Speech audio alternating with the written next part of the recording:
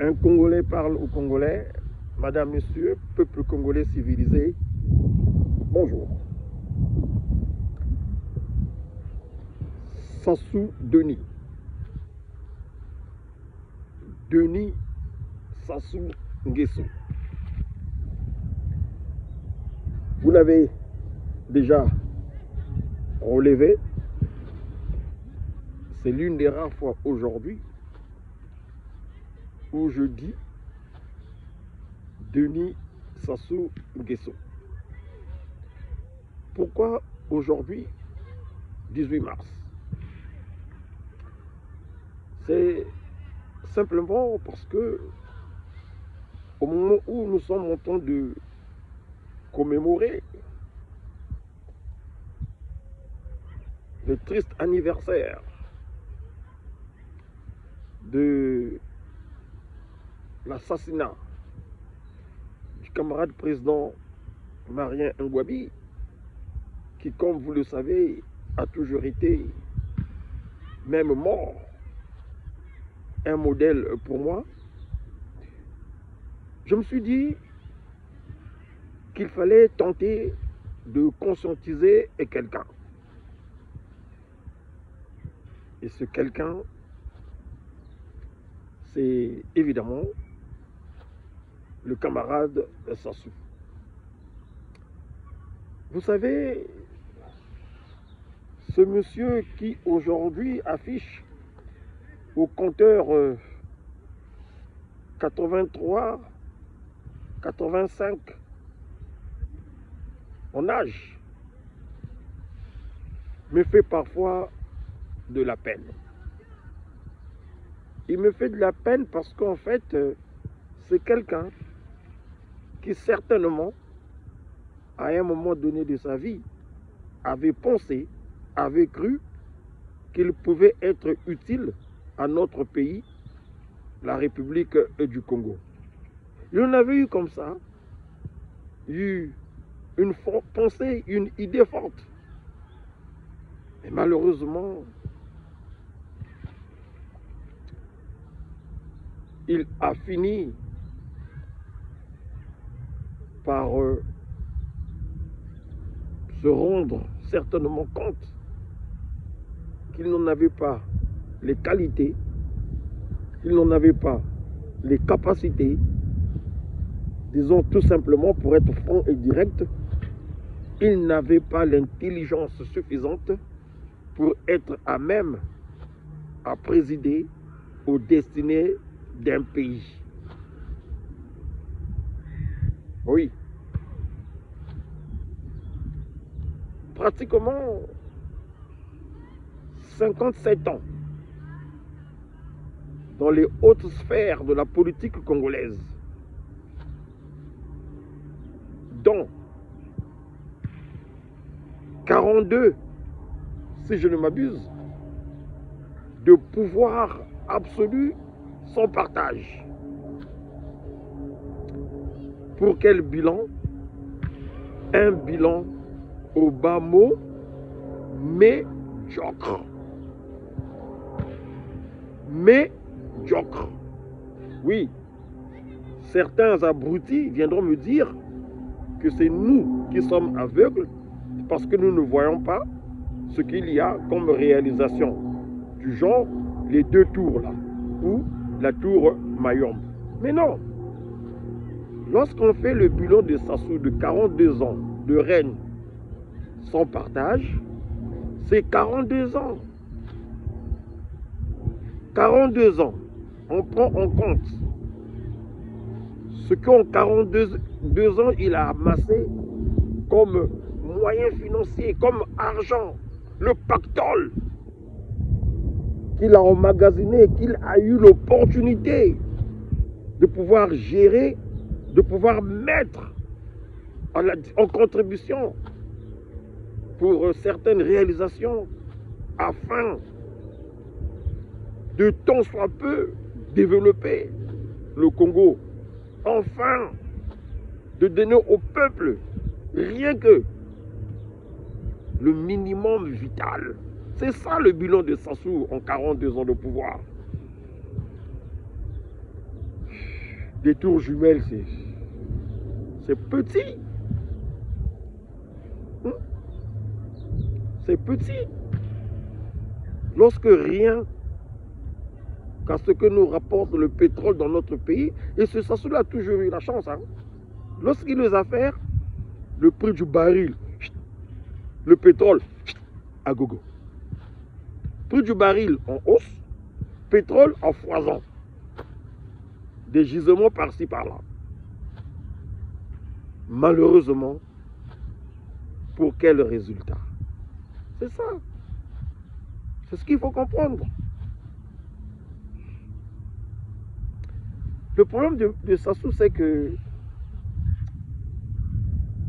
je ne sais pas s'il est béni de Dieu ou il est guidé par Belzébuth, mais il faut dire que il est futé. C'est un homme fin. C'est quelqu'un qui, avec une facilité déconcertante, aura réussi en politique à charmer ses supérieurs, des personnes plus brillantes que lui, dans un style semblable à celui que l'on emploie lorsqu'on tente de séduire une femme. Oui.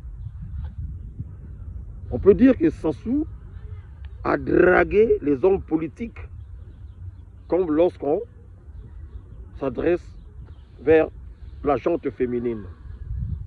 Il les a tous eus comme ça. Et comme il était quelque peu maléfique, c'est comme ça qu'il a réussi à les éliminer un à un. Au final, il s'est retrouvé avec en face de lui un vide, et bien, il s'est installé. Et depuis, il est là. Il est là. Et comme il s'est associé à une grande puissance, il faut l'appeler ainsi, qu'est la France. Je ne condamne pas la France. Comme vous le savez, les États, ce sont les intérêts. Sassou a réussi à s'associer à la classe politique française. Et comme les États, ce sont les intérêts, cette classe politique française a fini par comprendre que le moins huppé des politicards ou des militaires du Congo, c'était Sassou. Le moins calé, le moins évolué sur le plan intellectuel. Et celui qui avait un goût très prononcé pour le pouvoir. À telle enseigne que cette grande puissance a misé sur le mec. Ils se sont dit qu'avec Sassou, il sera très facile pour nous de tirer des bénéfices du sous-sol congolais. Pétrole, manganèse, et tout, et tout, et tout. Eh bien, en bon capitaliste, ils ont misé sur la carte Sassou. Parce que Sassou leur donne tout à une seule condition, qu'on le soutienne, qu'on le laisse être à la tête du riche Congo. C'est tout. Pour Sassou seul compte les privilèges du pouvoir. Et comme il a un goût prononcé pour les nanas, eh bien, c'est ça sa préoccupation. Se sentir beau, la preuve, cette attitude qu'il a à se décaper le visage. Rien que le visage. Pas les autres parties du corps. Rien que le visage. Vous voyez comment est-ce qu'il prend soin de lui. Sassou a bien l'observé, n'est plus naturel. Il y a beaucoup d'artifices en lui. Tout ça, c'est pour séduire la jante féminine. Sassou aime se sentir beau. Il est d'un narcissisme à ne plus commenter. Ça saute tellement à l'œil nu qu'on ne peut plus trop y dire. Ça serait une perte de temps. Alors, en ce 18 mars 2025, j'ai bien envie, comme je l'ai dit, de tenter de conscientiser l'homme, Denis Sassou Nguesso. Je m'adresse à lui à cœur ouvert. Sassou, il est encore possible que tu puisses sauver le peu d'image qu'il te reste. Oui, nous sommes des Bantous. Nous arrivons à pardonner facilement. Mais il te revient aussi de sortir de tes calculs politiciens afin que le peuple puisse t'accorder son pardon. Le peuple congolais te connaît tellement roublard qu'il faudra que tu fasses des efforts, que tu donnes les preuves de ta bonne foi. Tu sais, tu me fais de la peine parce que je suis au courant de pas mal d'actions judiciaires ou juridiques qui sont montées ça et là au niveau de la communauté internationale pour te traduire un jour en justice. Les dossiers sont montés, ils sont comme ça. Il y en a qui sont très motivés pour te conduire, toi, au tribunal international. J'ai une relation qui vraiment s'y emploie matin, midi, soir. Le matin, lorsqu'il se réveille, lorsqu'il se rase, il ne pense qu'à ça. Le jour où tu seras devant les juges de la communauté internationale, devant la justice internationale. Il ne pense qu'à ça. Et je te promets que ça finira par aboutir. Parce que le monsieur, c'est un tenace. Les observateurs avertis peuvent d'ores et déjà comprendre à qui je fais allusion. Il a été ton copain à un moment donné, ce monsieur. Il t'a sorti des situations difficiles à l'époque du professeur Pascal Lissouba. Tu te souviens lorsque tu t'es terré dans ton village à Oyo, avant de pouvoir te retrouver en France pour un exil forcé parce que tu avais peur que le régime Lissouba te fasse la peau. Le monsieur qui t'a sauvé. Ce même monsieur qui a eu à mettre Lissouba en difficulté. D'ailleurs, il le dit souvent dans ses émissions qu'il présente dans sa chaîne. Alors, tu vois, moi, je suis prêt à faire que ce monsieur ne mène pas cette lutte-là, ce combat-là, jusqu'à terme. Je suis prêt à demander au monsieur, à mon frère, à mon compagnon, de stopper. Parce que tu me fais de la peine. Tu m'as toujours fait de la peine. Hein? Tu m'as toujours fait de la peine. Hein? Mais c'est toi qui n'as jamais compris le sens de mon approche. Parce que tu es parfois un peu étourdi. Non, tu es parfois un peu étourdi. Camarade Sassou, tu as déçu beaucoup de jeunes. Tu en as déçu un paquet. Hein? Tu as abusé de la jeunesse. Et moi, je fais partie des personnes que tu as abusées. Est-ce qu'il arrive que tu te souviennes que c'est moi qui ai fait le spot qui a annoncé ton retour à Brazzaville en 1997, janvier 1997. C'est moi qui ai fait ce spot. C'est parce qu'à un moment donné, j'ai cru en toi, et pas que moi. Hein.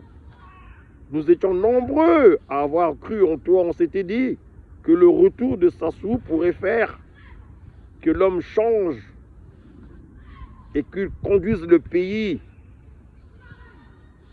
dans un statut, environnement, dans un monde meilleur. Malheureusement, tu nous as déçus. Camarade Sassou, tu nous as déçus. Tu es venu pour te venger. Alors que nous, la jeunesse, le peuple congolais, c'est en comparant Sassou 1 à la gestion, à la gouvernance du professeur Lissouba, nous nous sommes dit qu'il était préférable que Sassou puisse revenir parce qu'avec lui, nous vivrons mieux que ce que nous propose le professeur Lissouba. Erreur. Tu n'avais pas oublié les 3 mois de supplice que les conférenciers à la conférence nationale souveraine t'ont fait vivre, t'ont fait subir. Tu es revenu aux affaires en 1997 à la suite d'un coup d'État, c'en était un, pour te venger. Vengeance stérile, idiote, minable, macabre. Tu n'aurais pas dû penser comme ça. Camarade Sassou, tu n'aurais pas dû penser comme ça. On dirige un pays pour le développer, pas pour en faire sa propriété privée. Et aujourd'hui, c'est toi qui vas payer le lourd tribut. Tu sais, Sassou, tout le cinéma que tu fais là, pour honorer la mémoire de ta fille, Edith Lucie, c'est bien, c'est beau. Tu es aux affaires, c'est toi qui es à la caisse de l'État, c'est bien, on applaudit, c'est normal, peut-être. Tu penses comme ça, tu penses que c'est bien. Elle le mérite peut-être, oui, pourquoi pas. Mais, t'es-tu déjà posé la question de savoir si le jour où, toi, tu t'en iras dans le delà ou en enfer, je ne sais pas, c'est pas moi qui décide, que le peuple congolais te rendra ce même genre d'honneur. Non, je ne pense pas que ta mémoire pourra être honorée comme tu honores la mémoire de ta fille. Je ne pense pas. Ce serait surprenant, sinon délirant. C'est un message de cœur, comme je l'ai dit tantôt. À toi d'en tirer les leçons, de prendre le bon et de rejeter le mauvais. Si ça peut être utile, c'est ça mon intention. T'aider à sauver la face. Comme je l'ai dit, avec ton âge très avancé aujourd'hui, les bons tout que nous sommes, nous pouvons te pardonner. Mais à une seule condition, que de ton côté, tu fasses aussi certains gestes, tels que libérer Mokoko, ton frère, qui a eu pour seul péché de se présenter à une élection présidentielle et que tu auras perdu, c'est tout. Libère Mokoko en cette date anniversaire de l'assassinat du camarade président Marien Ngouabi, ton compagnon de lutte, ton frère. Ce serait un bon geste de libérer Mokoko. Imagine, le 19 mars, lecture d'une amnistie générale ou je ne sais pas quoi, qui met Mokoko dehors le 19 mars 2025. Donc le 19 mars 1977, tu nous as annoncé la mort du camarade Marien Ngouabi. Et là, le 19 mars 2025, tu nous annonces la libération du général Jean-Marie Michel Mokoko. Ce serait un acte fort, politique. Moi, je suis prêt, par exemple, à demander à Maître Maurice Massengo Tchassé, c'est de lui qu'il s'agit, de stopper toutes ces actions qu'il mène au niveau de la justice internationale pour t'avoir. Je suis prêt à lui demander de stopper. Mais en échange, libère-nous Mokoko, libère-nous au commissariat. Et pourquoi pas ce jeune Lélo là, on parle d'un jeune Lélo là, qui est en prison aujourd'hui, ça fait 1 année, pour un simple caprice d'un individu qui n'a rien compris de la démocratie. Tu mets de l'ordre dans la maison.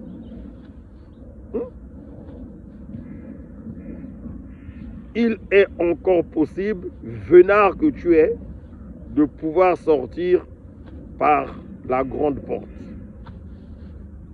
Alors, à toi de saisir l'opportunité. Gloire immortelle au camarade Marien Ngouabi. Et sur ce, je te dis que tu n'as jamais fait montre ou de méritocratie pour qu'on puisse te reconnaître comme étant le fidèle continuateur de l'œuvre de l'immortel Marien Ngouabi. Non, tu as toujours péché. À partir d'aujourd'hui, moi, Elvis Kakou, je déclare à haute et intelligible voix que je suis le fidèle continuateur de l'œuvre du camarade président Marien Ngouabi. Et cela dit, si et seulement si, en 2026, au Congo, l'on peut organiser des élections libres, transparentes, comme ce fut le cas en 1992, avec la gouvernance de l'illustre Premier ministre André Milongo, Premier ministre de la Transition, eh bien, je me porterai candidat à l'élection présidentielle. Bonjour.